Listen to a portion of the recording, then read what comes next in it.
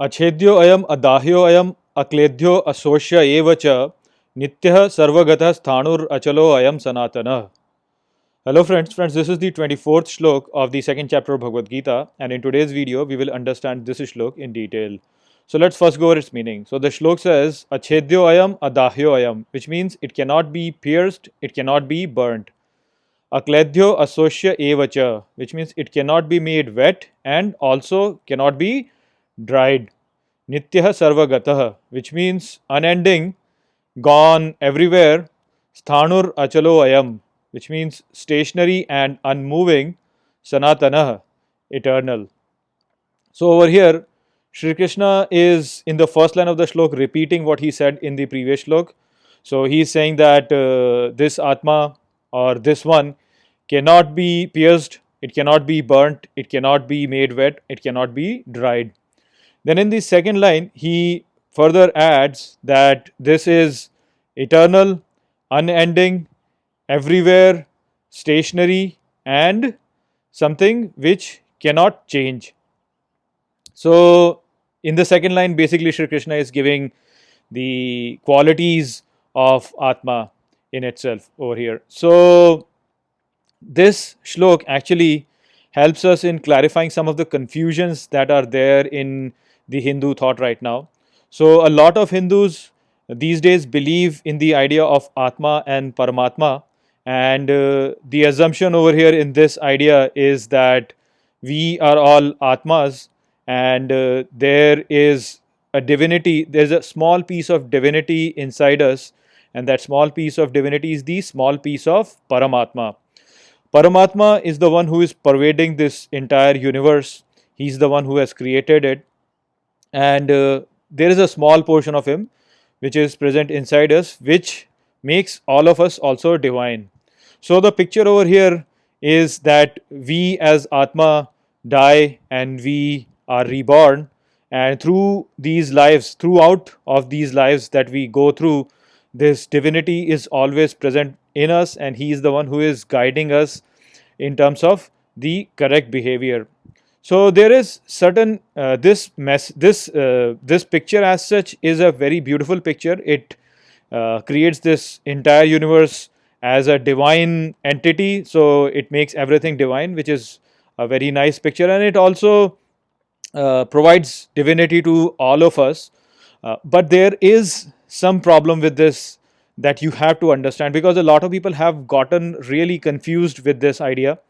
So people think that we are Atma, and so the mistake that they end up doing while thinking that they are Atma is that they think that this Atma is their ego or their individualism.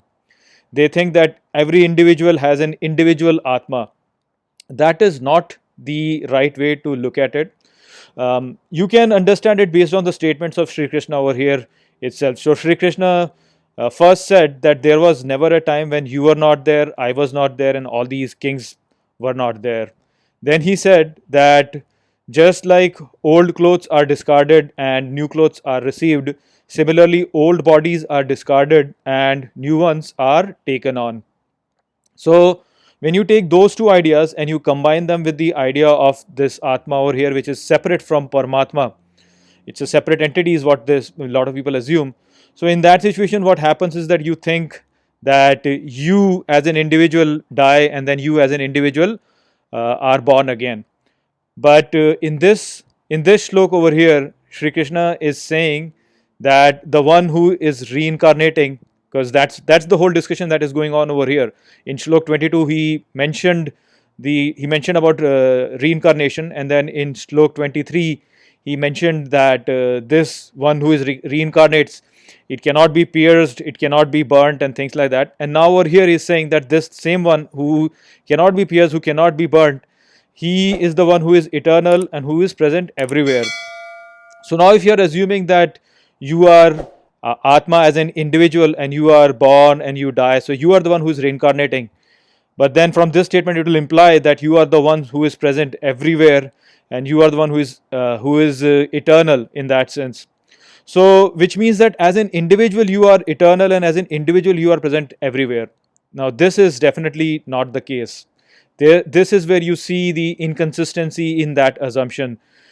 Because if you're an individual, then how can you be everywhere? You cannot be everywhere. The one who is everywhere is Paramatma, but you have assumed him to be different from you. You say that he is present with you, but you are the one who is reincarnating. So this is a wrong picture. A lot of people have this wrong assumption where they attach their own individuality with Atma, and then they think that this individual is going to be dying and coming back to life, and dying and coming back to life, basically. So that is a wrong picture. The correct picture for understanding this is the whole picture of the ocean and the wave that we have discussed previously. That basically the ocean is the Atma. So Atma is like an ocean, and in that ocean, when a wave rises and falls, that is Jivatma.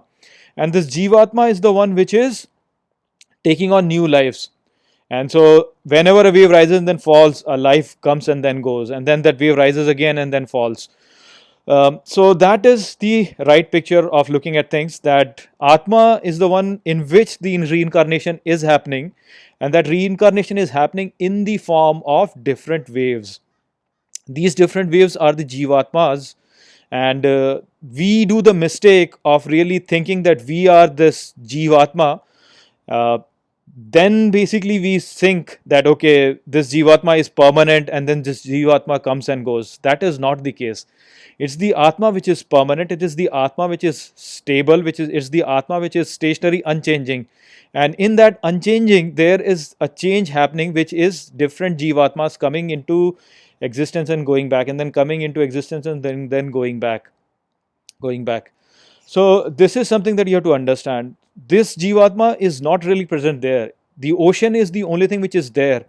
The wave is not there. The wave is just part of the ocean in that sense, you can understand, and it is temporary and it keeps changing. So the mistake that we do is that we think that we are Jivatma, and Jivatma is something which is a physical entity, which is a real entity. That is not the case. So this is something that you have to understand. The thing is that the thing which is pervading every place is the Atma. That is why there is a statement, Ayam Atma Brahma, in Mandukya Upanishad, which says that Atma is Brahma. So if you are looking at it from the point of view of Atma and Paramatma, then you have to realize that Atma and Paramatma are the same. That is why there is the statement which is saying Ayam Atma Brahma, because this Atma is Brahma. So Jivatma, which we wrongly assume is Atma, is an illusion. That is not there. It just comes and it goes. So you have to understand this. It's a very important point that you have to understand if you really want to understand the teachings of Bhagavad Gita and other Indian texts also. So I hope I have explained this shlok well to you.